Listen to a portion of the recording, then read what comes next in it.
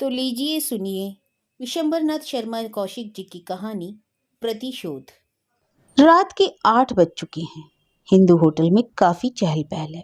Hotel के कर्मचारी भिन्न भिन्न मेजों पर बैठे हुए ग्राहकों की आज्ञा पालन में व्यस्त हैं।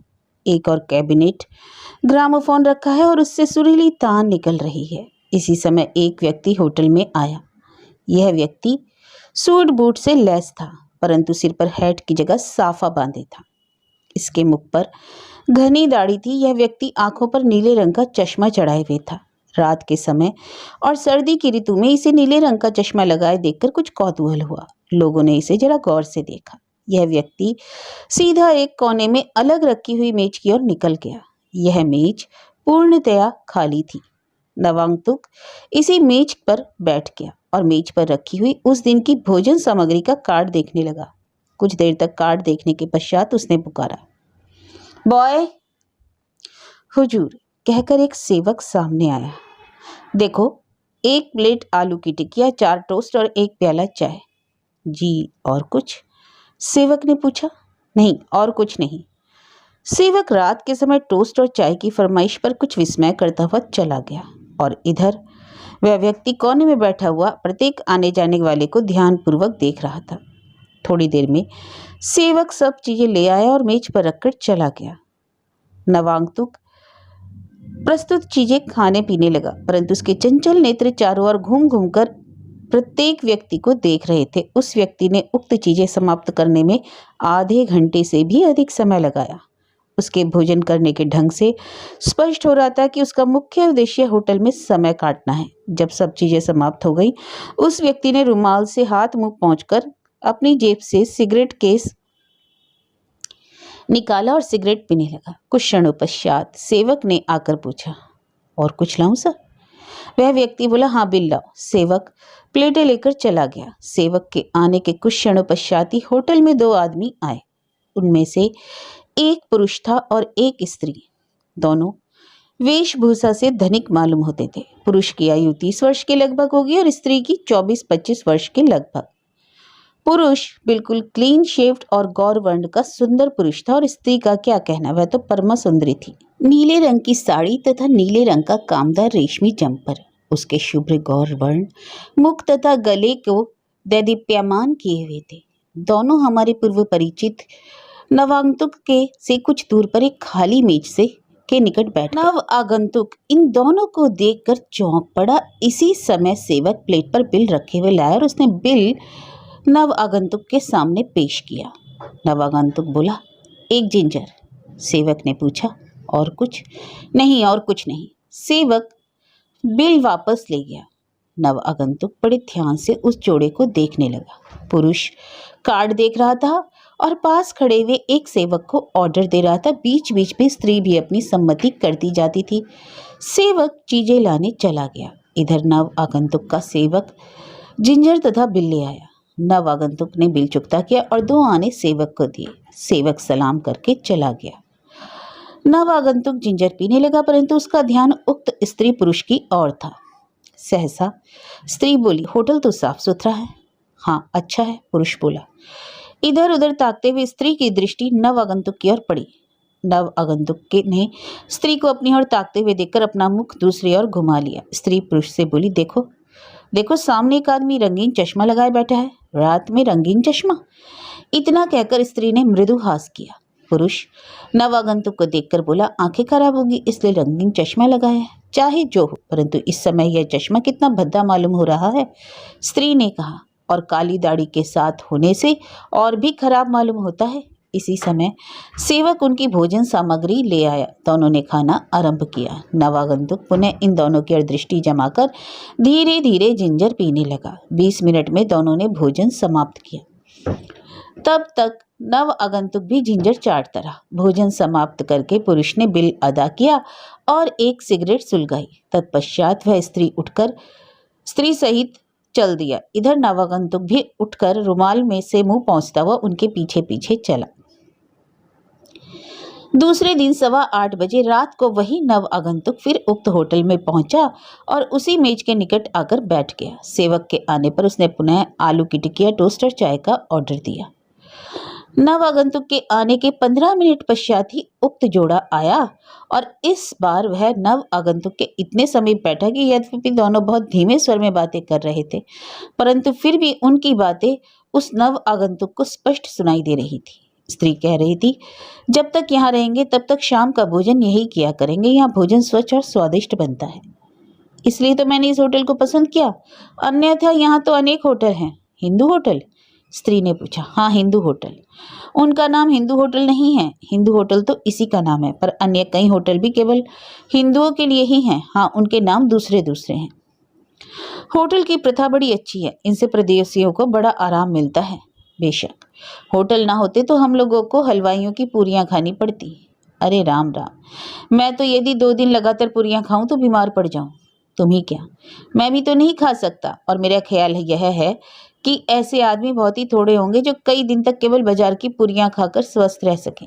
इसी समय उनका भोजन आ गया और वे दोनों भोजन करने लगे। आधे घंटे पश्चात उक्त दोनों प्राणी चले गए, परंतु आज नवागंतुक उनके पीछे न जाकर वहीं बैठा रहा। सेवक उसका बिल लाया। बिल चुकाकर उसने सेवक से पूछा, मैनेजर साहब कहाँ हैं? दफ्तर में है। क्यों, क्या कोई शिकायत है? नहीं, शिकायत कुछ नहीं, उनसे कुछ बातें करनी है। तो दफ्तर चलिए। नव आगंतुक उठ खड़ा हुआ और सेवक के पीछे पीछे चला। दफ्तर के द्वार पर पहुंचकर सेवक ने कहा, आप ठहरिए, मैं पहले पूछ लूं। यह कहकर सेवक भीतर चला गया और कुछ क्षणों के पश्चात वापस आकर बोला, जाइए। नव आगंतुक ने दफ्तर में प्रवेश किया। मैनेजर ने एक कुर्सी की ओर इशारा करके कहा, बैठिए। आगंतुक कुर्सी पर बैठकर बोला, इस होटल के मालिक आप ही हैं? जी हाँ, फरमाइए। आप यह होटल बेचेंगे? मैनेजर ऐसा प्रश्न सुनने के लिए बिल्कुल प्रस्तुत ना था। वह कुछ क्षणों के लिए अवाक होकर नव आगंतुक का मुंह ताकने लगा। नव आगंतुक मैनेजर का भाव समझकर बोला, क्यों, आपको आश्चर्य क्यों हुआ? मैनेजर संभलकर व्यंग पूर्वक बोला, मुझे जरा भी आश्चर्य नहीं हुआ। मैं केवल यह सोच रहा था कि आप में यह होटल खरीदने की सामर्थ्य है भी या नहीं। यदि सामर्थ्य न होती तो मैं ऐसा प्रश्न ही ना करता। क्या हुआ, लोग तो बहुत सी बातें सामर्थ्य के बाहर करने का प्रयत्न करते हैं, लेकिन मैं उन लोगों में से नहीं हूँ, यह विश्वास रखिए। बड़ी खुशी की बात है। हाँ, तो अब बताइए, यदि आप बेचे तो मैं खरीदने को तैयार हूँ। मैनेजर मुस्कुराकर बोला, इस होटल के मूल्य का अनुमान शायद आपने नहीं लगाया। मुझे अनुमान लगाने की क्या आवश्यकता है, आप जो कहेंगे वही मूल्य होगा। अब मैनेजर अपनी आश्चर्य को ना छिपा सका। वह बोला, आप बड़े विचित्र आदमी जान पड़ते हैं। आप होटल लेकर करेंगे क्या? इससे आपको कोई मतलब नहीं होना चाहिए। मैं कुछ भी करूं, आपको जब कीमत मिल जाएगी तो तब आपकी बला से मैं इसे कायम रखूं या इसमें आग लगा दूं? ऐसी बात है। मैनेजर विचार सागर में गोते खाते हुए बोला, हाँ, ऐसी ही बात है। आप कीमत नहीं दे सकेंगे? मैनेजर बोला, इससे आपको कोई मतलब नहीं। मैं कीमत दे सकूंगा तभी तो होटल पाऊंगा। मैनेजर मुस्कुराकर बोला, मैं एक बात कहूंगा, उस पर आपको कुछ बोलने का अधिकार ना होगा। ऐसा ही सही। नव आगंतुक बोला। मैनेजर ने गंभीरता पूर्वक कहा, 20,000। 20,000? नव आगंतुक बोला, इतना अंधेर, जबकि होटल की इमारत किराए की है। मैनेजर बोला, मैंने पहले ही कह दिया कि मैं जो कीमत कहूंगा उस पर आपको कुछ कहने का अधिकार ना होगा। हाँ हाँ, अच्छा, मुझे तो लेना ही है, चाहे जो मांग लो। इतना कहकर नव आगंतुक ने भीतरी जेब से चमड़े का एक बड़ा बटुआ निकाला। उसमें से उसने 1,000 रुपए के 20 नोट निकालकर अपने सामने मेज पर रख लिए और कहा, रसीद लिखिए। मैनेजर का चेहरा फीका हो गया। वह लड़खड़ाती हुई जीवा से बोला, अरे आपने तो सचमुच ही रुपए निकाल कर रख दिए। मैं तो मजाक समझता था। मजाक की ऐसी की तैसी, मेरा आपका क्या मजाक। अपरिचित लोगों से मजाक करने का मेरा स्वभाव नहीं। लिखिए रसीद।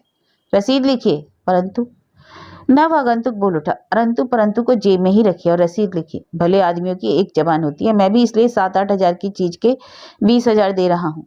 मैनेजर ने मुस्कुराकर कागज कलम उठाया। रसीद किस नाम से होगी? मैनेजर ने पूछा। मेरे नाम से। मेरा नाम मंगल सिंह है। मैनेजर रसीद लिखने लगा। मंगल सिंह हिंदू होटल का मालिक हो गया। नियम अनुसार वही जोड़ा भोजन करने के लिए आया। दोनों एक खाली मेज के निकट बैठे। पुरुष कार्ड उठाकर देखने लगा, परंतु आज स्त्री के मुख पर गहरी उदासी थी। वह मूर्तिवत चुपचाप बैठी थी। आज उसकी दृष्टि इधर उधर न जाकर केवल मेज पर लगी हुई थी। पुरुष ने कार्ड देखकर पूछा, क्या खाओगी? स्त्री ने कोई उत्तर ना दिया। वह मेज पोश की उंगली से खरोचने लगी। पुरुष ने पुनः पूछा, क्या मंगाया जाए? स्त्री बोली, मैं कुछ न खाऊंगी, मुझे भूख नहीं। खाया क्या है जो भूख नहीं? मार खाई है और क्या खाया है? स्त्री ने नेत्रों में आंसू भरकर कहा।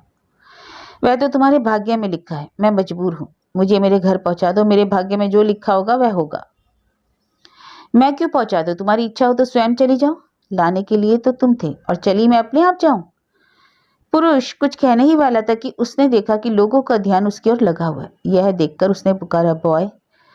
हुजूर कहकर एक सेवक सामने आ खड़ा हुआ। पुरुष ने 3-4 चीजों का नाम बताकर कहा, जल्दी लाओ। बॉय सीधा मैनेजर के दफ्तर पहुंचा। मैनेजर की कुर्सी पर आज मंगल सिंह बैठा था। उसके सामने पहुंचकर बॉय ने कहा, वह जोड़ा आ गया। अच्छा कहकर मंगल सिंह चैतन्य हो गया। और कोई खास बात? मंगल सिंह ने पूछा। आज दोनों में कुछ झगड़ा हुआ है। मैं जरा दूरी पर खड़ा था, इससे बातें तो साफ सुनाई नहीं पड़ी, परंतु यह साफ मालूम हुआ कि कुछ झगड़ा हुआ है। अच्छा, उससे जाकर कहो कि यदि वह किसी एकांत स्थान में बैठना चाहे तो प्रबंध हो सकता है। जो यह बात स्वीकार कर ले तो उसी कमरे में ले जाकर बिठाओ जिसे मैंने आज ठीक कराया है, और मुझे इत्तला देना। जो हुक्म। कहकर बॉय सीधा उस पुरुष के पास पहुंचा। उसे खाली हाथ आते देखकर वह व्यक्ति कुछ अप्रसन्न होकर बोला, लाए नहीं? बॉय अत्यंत नम्रता पूर्वक बोला, मैं यह पूछने आया हूं कि अगर हुजूर कोई एकांत जगह चाहे तो इंतजाम हो सकता है। एकांत जगह क्या जरूरत है? परंतु स्त्री की ओर देखकर उसने तुरंत कहा, अच्छा एकांत जगह में ले चलो, आइए। कहकर बॉय चला। पुरुष उठ खड़ा हुआ। स्त्री भी अनिच्छा से उठकर पुरुष के पीछे हो ली। बॉय दोनों को एक जीने द्वारा ऊपर ले गया। वहां अनेक कमरों के सामने, जिनमें लोग बैठे शराब कबाब उड़ा रहे थे, होता हुआ बॉय दोनों को एक कमरे में ले गया। इस कमरे में एक मेज और 4-5 कुर्सियां पड़ी थी। मेज पर बीचों बीच में एक गुलदार, जिसमें ताजा गुलदस्ता लगा हुआ था, रखा था। उसी के पास एक अंग्रेजी ढंग का नमकदान रखा हुआ था।